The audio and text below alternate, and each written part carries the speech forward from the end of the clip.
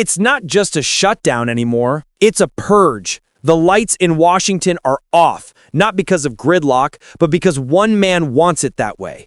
Thousands of government workers just lost their jobs overnight. Democrat programs, as the president calls them, are being deleted, not delayed, not paused, deleted. America has seen shutdowns before, but never one that looked like revenge. Yeah, you heard that right. This isn't negotiation. It's payback in motion. And what's unfolding right now could redefine the power of the presidency itself. Here's the kicker. This isn't chaos, it's a plan. October 1st. The clock hits midnight. Congress misses the deadline to fund the government. Most people expect a routine standoff. Politicians yelling on cable news, agencies idling until a deal is struck. But inside the West Wing, the shutdown isn't seen as a crisis. It's an opening. For weeks, Trump's budget chief had been sending quiet instructions. Draw up RIF plans. That's bureaucratic language for prepare permanent layoffs. Permanent. Not furloughs, not see you next week. Gone. The memo listed priorities. Eliminate what the administration called Democrat spending, programs tied to public health, education, climate, and equality. These were the agencies that past Republican leaders might have fought over. Trump's team didn't want to fight them, they wanted to erase them. So while cameras caught Congress bickering, the real decisions were happening behind closed doors. By the time the shutdown began, pink slip templates were ready. Trump wasn't waiting for compromise, he was preparing for conquest. And by the morning of October 14th, America woke up to the sound of silence because 4,100 government jobs had simply vanished. The numbers hit like a bomb. 4,108 terminations. Not suspensions, not temporary leave, terminations. The Department of Education lost entire divisions overseeing civil rights, student aid, and special needs support. The Department of Health lost labs monitoring disease outbreaks. Cybersecurity agencies, the ones that once warned about Russian interference, gutted. Even environmental and energy programs protecting drinking water were axed. And then came the press conference. Trump strode out and said, "We're eliminating Democrat programs permanently." He didn't flinch, didn't soften it. Reporters shouted questions, he waved them off like flies. The shock ricocheted through Washington. Democrats called it sabotage, Republicans called it discipline. The stock market dipped, unions erupted. Federal workers flooded social media with photos of empty cubicles and cardboard boxes stacked in hallways. Inside those boxes were decades of public service, education projects, child nutrition reports, civil rights case files, all labeled terminated due to funding lapse. In airports, passengers waited longer because air traffic support staff were gone. At the CDC, disease tracking dashboards went offline. At the Department of Energy, clean energy grants froze mid-cycle. Every hour revealed new aftershocks. Reporters began calling it the Shutdown Purge.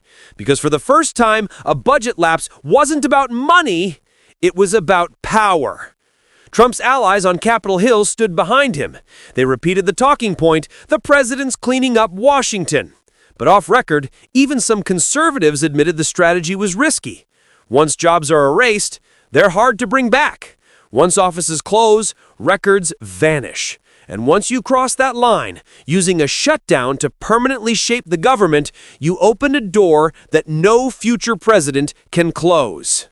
Still, the White House doubled down. Funds were redirected to military payrolls, ensuring uniformed employees stayed paid while civilian programs starved. The message was unmistakable. Support defense, cut everything else. The president called it America First budgeting.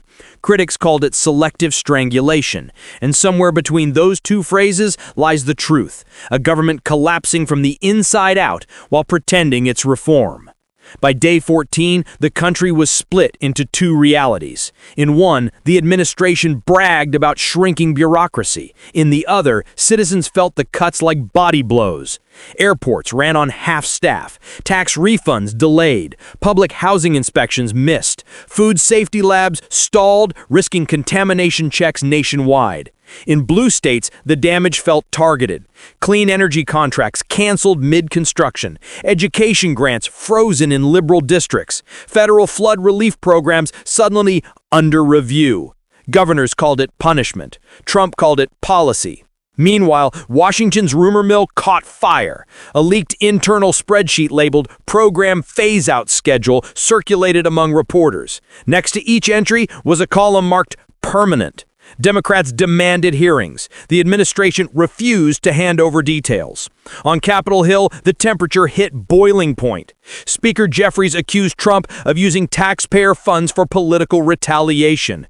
Republican leaders shrugged. He's keeping promises, one said. Outside, protesters gathered, furloughed workers, union families, veterans who suddenly lost benefits processing. Placards read, "We serve the nation, not a party." Police lined Pennsylvania Avenue as chants echoed through the Capitol. Inside the agency still standing, morale cratered. Employees whispered about which offices were next.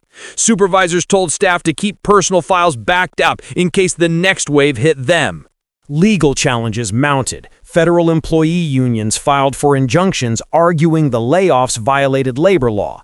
State attorneys general hinted at lawsuits for targeted economic harm. But lawsuits move slow, shutdowns move fast, and Trump knows that. He thrives in the speed gap between outrage and resolution.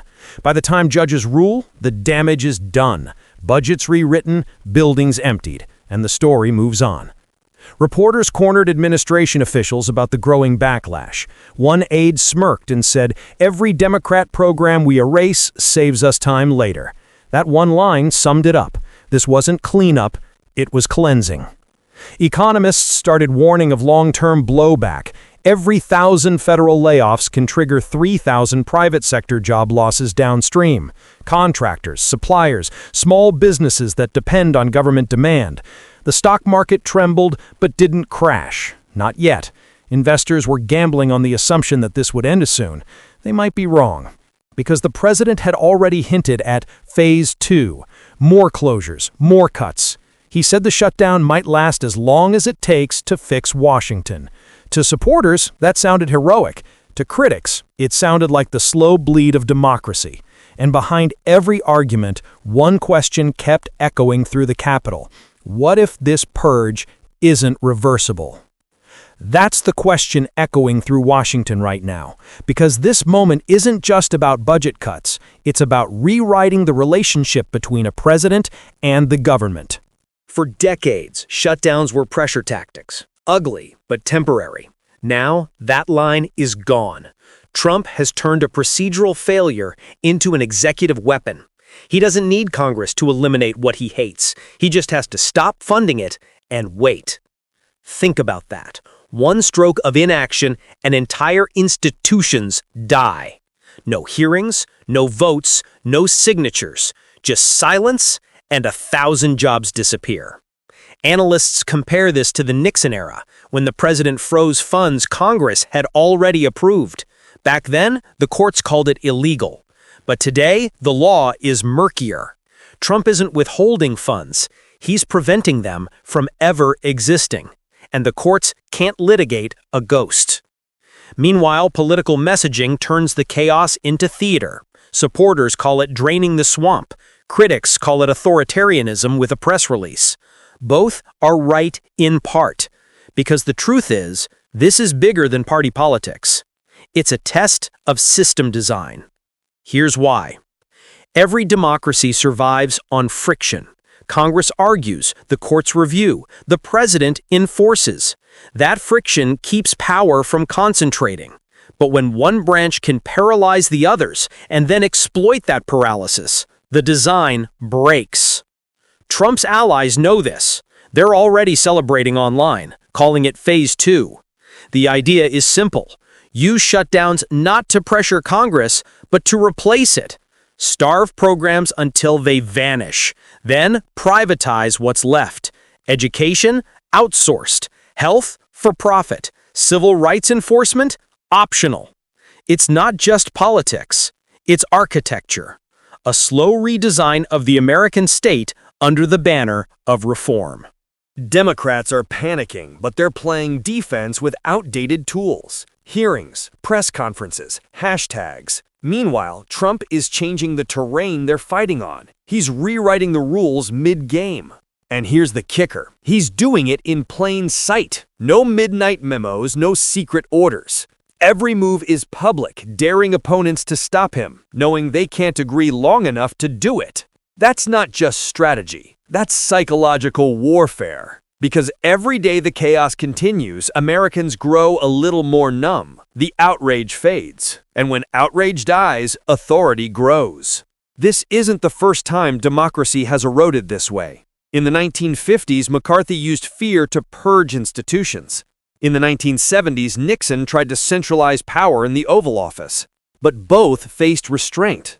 Today's difference, the resistance is fractured, and the president understands the algorithm of distraction, how to flood the system faster than it can respond. That's why this moment matters more than any scandal or tweet, because the longer the shutdown lasts, the more people forget what normal even looked like. So what happens next? 3 paths, all dangerous. Scenario 1. Capitulation. Congress breaks first. Moderate Democrats blink under economic pressure and sign a compromise that leaves Trump's cuts intact. He declares victory, reopens the government, and cements precedent. The shutdown weapon works. Every future president, left or right, will remember it.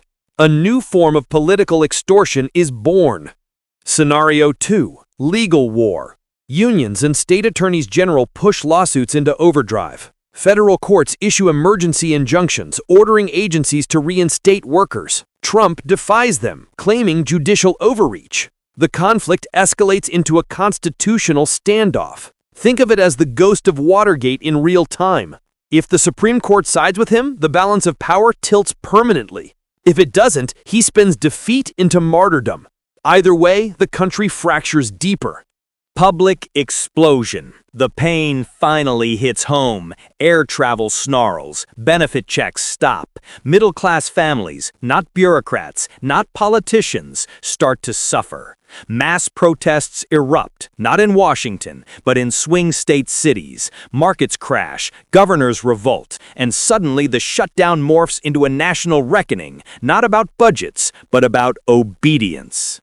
Which scenario wins? All depend on one variable: exhaustion. Whichever side collapses from fatigue first loses. And right now, Trump is betting that America tires of outrage faster than he tires of control. It's a cynical bet, but history says he might be right.